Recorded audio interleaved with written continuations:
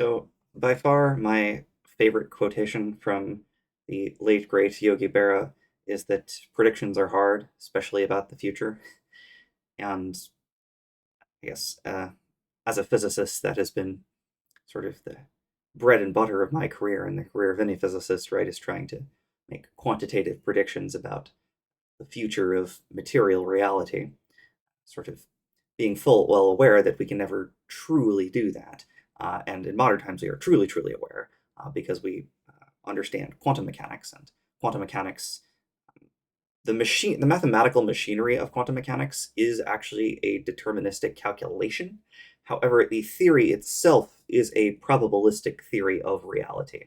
And that's, in retrospect, kind of unsurprising, right? The oddity actually, and maybe this is even the oddity to a sort of, anybody who hasn't studied sort of quantum and classical mechanics, right? The oddity was that we ever thought we could exactly predict the future with classical mechanics. Um, it's just idiosyncrasy of the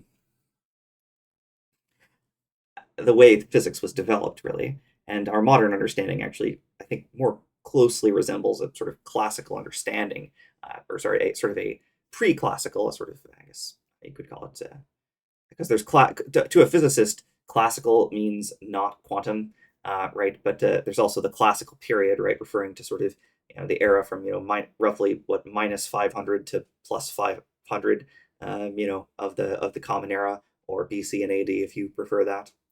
Um, and which incidentally, I mean, I guess if, full disclosure, you want to know my religious beliefs, I am Christian, but of course, Jesus did not invent the calendar, right?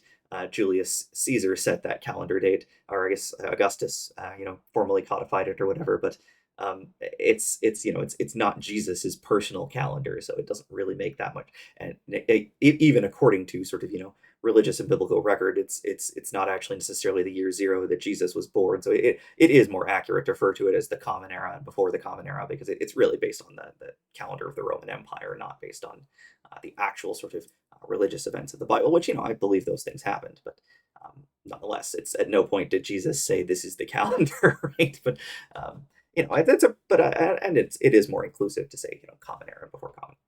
At any rate, in antiquity, people were generally of the opinion that you could not exactly predict the future. But of course, along came people like me, sort of science, sort of proto scientists, sort of natural, what they would call in the lead up to the scientific revolution, what we would call natural philosophers, which is what scientists used to call ourselves. Um, and so it's always been part of the sort of business of science to try to be able to predict the future. But at no point have we ever really thought we could do that. At least nobody who studies these things seriously, except on occasion people like Newton. And in a way, what made Newton so special was that he was able to sort of be so delulu, as they say. I think delulu is kind of last year's word now, but he was so sort of delusionally optimistic in a way about his own predictive capabilities that he started to think that maybe he could, exactly predict the future using mathematics. And the reason for that is that he sort of came to the conclusion that middle age is, medieval philosophers in Europe had come to, which also obviously is very strongly influenced by philosophy from the Islamic world and from India and even from further away in China, as well as from other sort of civilizations that in contact with. But they came to the conclusion that the universe is not a lie. Right. The foundational principle of science is really pretty simple. It's that the stuff we see around us, right, that our perception of it is inherently inaccurate. However, that there is an objective reality to all of it, and that it is possible to understand that reality in a meaningful way. And there is a lot of sort of, if you look at the sort of tie-ins in the sort of in the quote unquote West, as well as in the quote unquote Islamic world and the quote unquote East. Those none of those divisions are necessarily all that. I mean, they're not meaningless. They're just not like a hard. None of them is a hard line in the sand, right? They're a continuum of people talking to each other across the world, participating in the different cultures that they live in. But nonetheless, it's I don't know.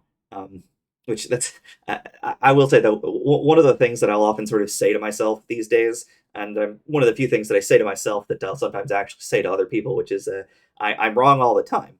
I just bother to check whether or not I am wrong. It's called science. People should try it. um, you know, because it's and admittedly, that's part of what I would say as an experimentalist, right? I would say that our experiments, but I mean experiments have noise, right? They have errors, but the foundational principle really is that the universe around us is not some incomprehensible, soup of chaos, but that also our perception of it is never 100% accurate, and that we must rely on our senses, but never any one of them, and that we must rely on our tools of recording and tools to enhance our observations. Right? That's why the most important tool in any scientist's kit is either a physical or a virtual notebook, which, these days I have one of those, like, e-ink tablets that you can write on. And when I was in graduate school, I had a habit of, rather than keep a like pen lab notebook, I would like keep text files with the data files, and I would be, as much as I could, I would be sort of as disciplined as I could about setting those files to read only at the end of the day, right? So I'd have like a text file for each day that I was in the lab, and that was just an easier way to sort of shuffle files around because I'm somebody that always loses stuff, right? So to me, that was the sort of a spiritual successor to a lab notebook, is those text files I would keep. But to make that, there's a reason that you're supposed to write a lab notebook in pen, even if you do you're right. You do math with pencil, but you are supposed to record your observations in a lab notebook in pen, right? Because and you can cross out your observations and go like, oh, I forgot to plug the instrument in. That was just junk data. But you have to cross it out, write your initials, and write why you crossed it out, right? And so it's a similar thing with the text files, right? I try to set them to read only, and if I sort of alter something in the text file, I try to be like, overwrote this because blah blah blah, and not that I did it perfectly, but nonetheless, this the most important tool in any scientist's kit is just a basic ability to write things down and to record, drawings, or record now images we take with cameras and stuff like that. Um, and so it's the oddity was that we ever thought we could use those things to exactly predict the future. But it's this almost paradoxical thing where it's like the reason we've made so much progress is because of Isaac Newton's grand delusion that you could exactly predict the future. And in some ways, he wasn't wrong because he was trying to explain Kepler's laws, which are some rules that govern the sort of orbits of planets around the sun, or really orbits of any object around a gravitating body. Um, and so, he noticed that these were very, very, very precise and could be described very accurately mathematically. And so, Isaac Newton's great insight that was true is that the laws of physics are the same everywhere, right? That the mechanics that govern how the planets go around the sun are exactly the same as the mechanics of why objects fall towards the Earth. Right, and of course, the thing with the apple hitting his head is, of course, apocryphal. But the story of him, contemplating how gravity here on Earth must be the same as what is causing the planets to orbit the sun, was his great insight. And of course, but the oddity, and so he was absolutely right about that. But the oddity is that the sort of delusion, basically, that let him get there was this belief that, it was possible to exactly predict the future when it's not really, right? And Isaac Newton, right, now we'd sort of decry astrology. And I mean, I don't want to say for good reason, because honestly, if it's all in good fun, I don't see any problem with astrology. Of course, the problem is when you get into like, oh, there's such and such a star sign, better not trust them, right? It's like, that's when it gets to be like, when it's just like, oh, you're this star sign, so maybe this type of good thing will happen soon. I'll be like, oh, okay, that sounds nice. But then, of course, you get into like, oh, this type of person and this type of person shouldn't interact because, like, and it's just like that's the point where it's like, okay, no, this is, and I mean, it's so it goes with any human endeavor. I am not into astrology, and I'm not trying to, but I'm. I of course, anytime I meet someone that I do have friends that are not that are casually into it, and the form of it that they sort of entertain, I think is perfectly reasonable. But of course, the full blown version is baloney, plain and simple. But I don't think that's exactly news, especially not to anybody that's interested in sort of the scientific method. Um, but it's I don't know. Isaac Newton was very into astrology, right? He was very into this notion of you could use what you observed in the sky to predict events here on Earth. And the odd thing is, he was actually right. You know, the laws of physics out in space and the laws of physics here on Earth are exactly the same. And we've even traveled to space, right? There's the very famous video from Apollo 15, right, where they drop the hammer and the feather and they fall at the same exact rate, which was discovered by Galileo. And that's, was the one of the key insights that Isaac Newton used to then formulate his theory of gravity and of classical mechanics, right? Which is, Newton's greatest achievement really is Newton's second law, F equals ma. The mass of an object times the acceleration it experiences must be equal to the sum of all forces imparted on that object, which is a classical notion of physics, and it is a deterministic notion of physics. But that's Isaac Newton's, like, if you were to distill all Isaac Newton's career down into one equation, it's F equals ma. If you were to distill it into two equations, it's F equals ma, and F is equal to gmm over r squared, the universal law of gravitation. But so it's just kind of odd to me that we've kind of come full circle, right? Where it's like we started out, not really thinking that it was possible to um, exactly predict the future, because I mean, how could you possibly exactly predict the future? But then Isaac Newton being just kind of so delusionally sort of into this idea that you could use the laws of nature and observations of the heavens to predict events here on Earth, that he actually kind of almost faked it till he made it in a way, in a very but in a very profound way. And so I obviously in my more optimistic moments myself, I sometimes hope to have lived a similar life, and I don't think I will ever live up to Isaac Newton. But I also don't think that you need to, become a living legend to have lived a good life. In fact, honestly, it's better not to, be too grandiose. Although, obviously, as a millennial, my generation was raised to believe that we were unworthy of love unless we did something incredible. Womp womp. But at any rate, that again, I'm not going to complain ad nauseum about the sort of baby boomers and the various cultural problems that we've experienced the last several decades. There's already no shortage of analysis about that, and don't get me wrong, I'll continue to gripe about that, throughout, until the day I die. To be perfectly honest, it's just human nature to complain about how things were, but it's hopefully to use as an impetus to then improve things. I am, again, to hark on it for a second, a bit upset that, yes, the baby boomers basically got the world on a silver platter and then handed us a steaming pile of garbage known as, amongst, well, a combination of environmental. Right? In terms of, like, local environmental conditions, honestly, things were at a low point in the 70s. And in that sense, I do have to thank them for, doing right to just do all the basic stuff to, like, let's clean up our own neighborhood and make sure that we have a comfortable environment to immediately live in. But of course then they ignored these sort of broader problems that, well, one, affect third world countries. That's actually the biggest problem, is just shipping all of our plastic garbage to Indonesia and being like, oh, it's their problem, right? No, no, no, no. It is everybody's problem, and we should stop doing that. And so, nonetheless, though, we got handed a pretty strong set of challenges, and it's always the case, right? As you get new challenges and new tools, and so that's why science is so important, right? Is that there's no science without engineering, and also no engineering without science, right? We cannot do science without some sort of tools to aid us. At minimum, we need, like, something to record things, right? Even paper and pencil, right, requires engineering, right? Those are not natural objects. But of course, also, you can't do any of that if you don't have any correct understanding of the laws of nature to work from. And so that's why it's a virtuous cycle where science and engineering feed into each other. Now, unfortunately, we're at a bit of a critical juncture at the moment where it's not clear what we do next with all of that. Um, you know,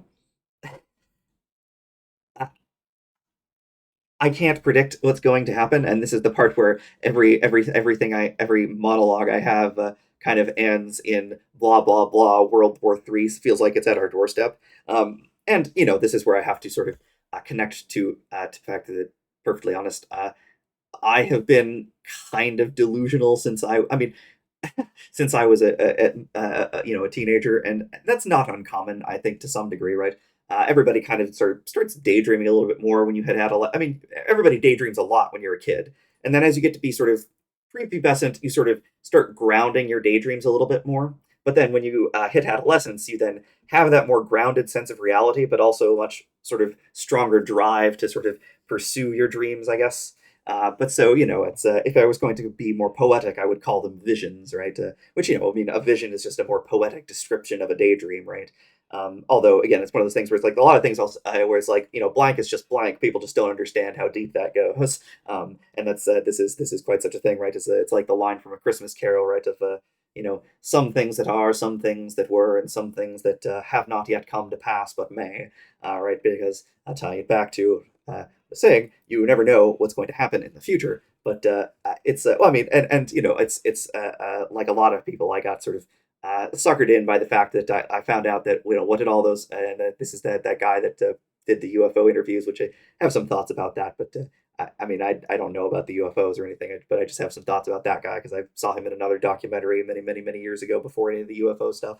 And well, because as what the but anyways that guy. But he said, yeah, on one of the interviews he was saying it's like that what kind of helped pull him in is same thing pulled me that originally, right? Is that looked up like, okay, what did all those astronauts do before they were astronauts? Oh, they were test pilots. Well, how do you become a test pilot? Well, first you have to be a pilot in the U.S. military. How do you be a pilot in the U.S. military? Then, right? It's changing that backwards.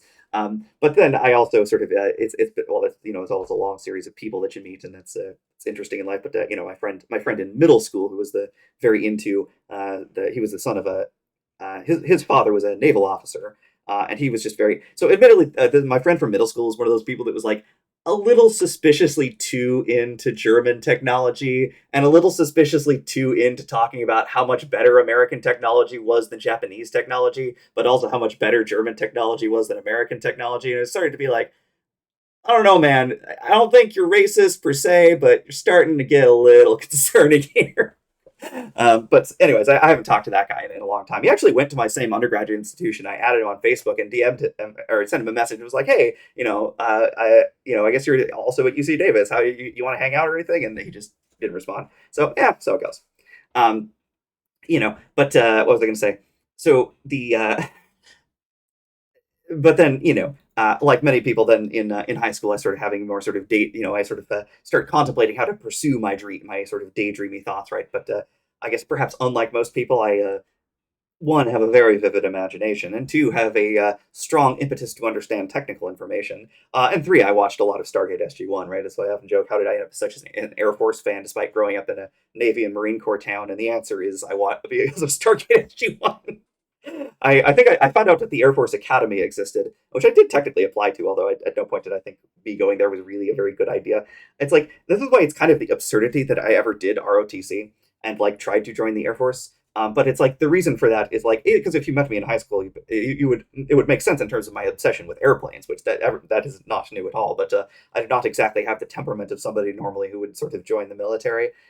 And to be honest, it's like in the event of World War III, I'm probably not the best choice for most circumstances. I will say there is one thing that I have going for me. I mean, I mostly I just have a PhD, and like, let's be real. If there's a World War III, I'm gonna end up like General Groves, where he's like, no, I want to go fight the war, and he's like, and they're just like, you're an engineer. This is more important. He's like, fine. But it's I have one thing going for me, which is that I am like without anything to exacerbate it, I am capital P paranoid. It's just kind of in my nature to sort of like obsessively contemplate horrible realities and just constantly assume the worst over and over in all these different sort of scenarios. And so it's like I am honestly like extremely bad at like when I play real time strategy games. I'm really bad at this so-called like maneuver warfare, which that's just like actual warfare, right? You have to like move around the other guy and like jockey and like find a better position and to shoot from and all that. And it's like and sort of, but the key thing there really is that you have to disrupt the enemy and sort of reach out and hurt them. I'm actually pretty bad at like running any sort of offensive campaign, even in a real-time strategy game. Really, the only thing I'm good at is just being is just sort of setting up a defensive line and being incredibly, unbelievably paranoid about every little tiny hole that even starts to even remotely look like it could open up in it. Like it's just like whenever I play RTS, it's always just like line of artillery, line of artillery, line of artillery, firing at the place I am trying to prevent people from bum rushing us. So I would probably, unfortunately, be pretty good in a World War One scenario, but only if I, was able to just be like, look, man, going over the top ain't gonna do nothing. Let's just dig the fuck in here and like let them come at us and get the blony uppy all they want. Let's just sit here and keep adding more artillery, just always more artillery. Although these days it tend to be more drones and various drone. Anyways, although conventional artillery is also quite effective from data in Ukraine that I've seen at any rate. Anyways, um, but I don't know. Like, I don't know if any such conflict is going to happen. Um, I will say, and this is where I finally get to tie into yes, my possible prediction of the world. I always have some concern about why things are destabilizing. But the fundamental most significant concern I have is that the main reason that China would not attack Taiwan is that it would be economic suicide to cut off their seaborne oil supply. If, for example, that were to happen anyways, though, the reason not to would kind of go away, which would not be ideal. So there is that to consider. Then again, again, I am a very paranoid person. Whenever something like that happens, I am immediately like, the sky is falling. Here are all the ways that can lead to catastrophe. And, as such, I have learned over the years that my most catastrophic predictions are almost never correct, especially when I'm like really getting worried and like getting sucked into worry. But usually I discover as I sort of calm down that there is something there for me to be concerned about, but that something is usually not quite what I originally expected. And again, I'm wrong all the time. I just bother to check. It's called science. People should try it. And so I don't know what's going to happen. I just know that a war would with China would be very bad. I think everybody kind of knows that.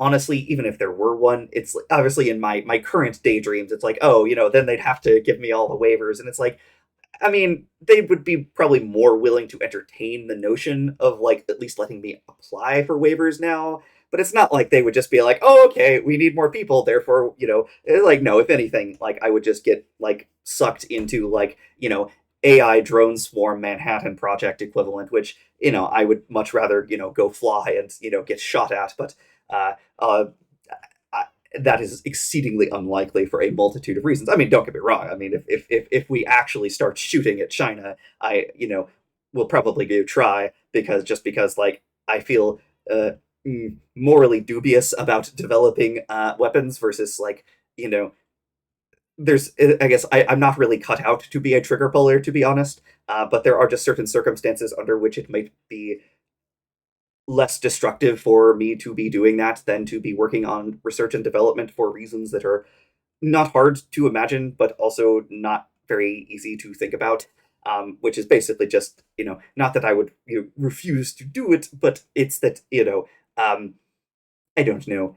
There's a certain level of discretion that you do have, and like, it would probably be more effective to utilize that than to just like maximize the like rate of development of like, probably the thing that I would end up again. There's a gajillion things I could work on, but like the key point is I just don't know for sure what will happen, right? The key point is that nobody knows for sure what will happen. Perhaps God himself or herself or themself or however you want to conceptualize it, knows what will happen. I generally sort of the way I conceptualize things is generally that there is some sort of transcendent thing in the universe, which I would generally call like Jesus God, but has many forms. However, human beings have free will. Oh, sorry, I actually have one of those passive IR occupancy switches that turns the lights off after 30 minutes, which it saves a tiny amount of power. But the main reason I do it is actually just so that like at night it reminds me to like go to sleep. That if I've been kind of lying down or sitting at my desk for half an hour, that the IR sensor doesn't like read me at my desk, so that way if I've been sitting here for more than half an hour like after sunset and the lights go out, I'm kind of like, okay, maybe I should start thinking about going to sleep. But at any rate, yeah. So I don't know what's gonna happen. Hopefully nothing bad, but you know, I don't know. I just don't know. I'm just know I'm going to keep checking.